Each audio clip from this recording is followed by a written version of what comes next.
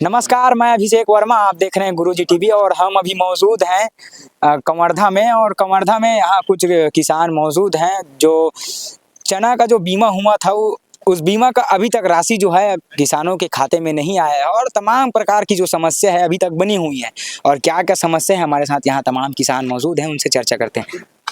क्या समस्या है आप लोगों का?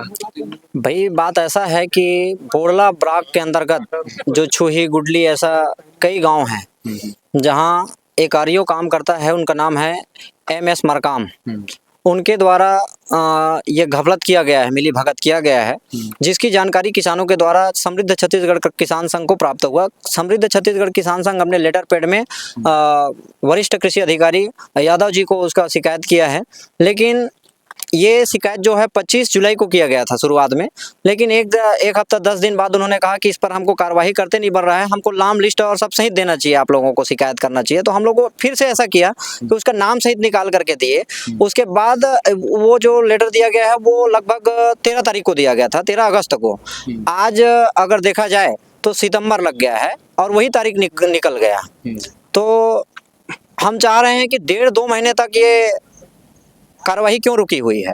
उन लोग जांच समिति तो बना दिया गया है, लेकिन जांच समिति के जो जांच के अधिकारी हैं वो गायब है।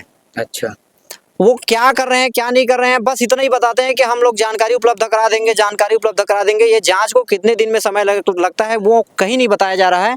दूसरा ये है कि नाव गांव सब स्पष्ट सब दे दिया गया है, उसके बावजूद इनको कार्रवाई में प्रॉब्लम हो रहा है। इससे ये पता चल रहा है कि कहीं ना कहीं यहाँ छोटे स्तर से लेकर के बड़े स्तर कृषि विभाग के अधिकारी इसमें इन्वॉल्व है। मिली भगत का अनुमान लगाया जा रहा है। अगर मिली भगत नहीं है तो स्पष्ट रूप से जो कार्रवाई है उसको किसान को उपलब्ध करा दे पारदर्शी रूप से। इतना ही कहना चाहेंगे। लगभग इस बोरला ब्लॉक में 1 करोड़ का आसपास का नुकसान हुआ होगा जो मिली भगत से हुआ है, जिसकी पूरी जानकारी उनके पास है, लेकिन वो उपलब्ध कराने से कतरा रहे हैं। धन्यवाद। अभी तक एक बार भी मतलब चना का जो बीमा हुआ है उसका राशि अभी तक नहीं मिला है। राशि किसानों के खाते में आया है। तो जो किसान एक्चुअल में जो किसान फसल बीमा करवाए हैं उनके खाते में राशि कम आया है। अच्छा। और जो किसानों के साथ किसी भी अधिकारी मिल के साठ गांठ करके बीमा करवाए हैं उनका राशि ज्यादा है। अच्छा, हाँ। तो और एक बात, जो बीमित किसान है वो जिस ग्राम में बीमा करवाए हैं वो ग्राम का है ही नहीं। अच्छा। उनका नाम ही नहीं है, उनका जमीन ही नहीं है। ऐसे लोगों को बीमा का राशि दिलवाया गया है। तो बिना जमीन का कैसे बीमा हो गया और कैसे हो? अब वो कैसे बीमा हो वो तो वही अधिकारी बताएंगे, उनके पास ही डाटा है।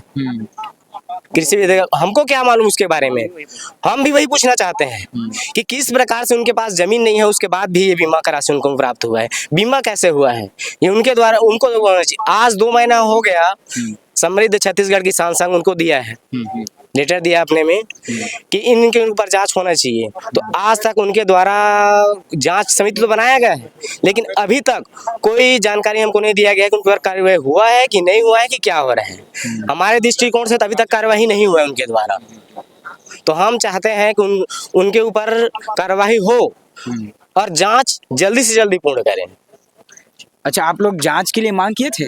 जांच के लिए हमको मांग किए हुए लगभग 1.5-2 महीना हो गया, लेकिन अभी तक जो कृषि विभाग है उससे सही जवाब नहीं मिल रहा है। टाल मटोल किया जा रहा है। वास्तविकता में सरकार का जो जन कल्याणकारी योजना प्रधानमंत्री फसल योजना है उसमें सही किसानों को नहीं मिल पाता और जो मिली भगत करके सेटिंग होता है उसको बीमा की राशि दिलाया जाता है। तो मैं जो अपने शासन प्रशासन है और जो हमारे मुखिया है जिला का कृषि विभाग का, उससे अनुरोध करता हूं जितना जो फर्जी तरीके से काम किया गया है उसको जांच किया जाए और जो सही रूप में जो किसान है जिसको सही मिलना चाहिए उसको बीमा का राशि दिलाया जाए।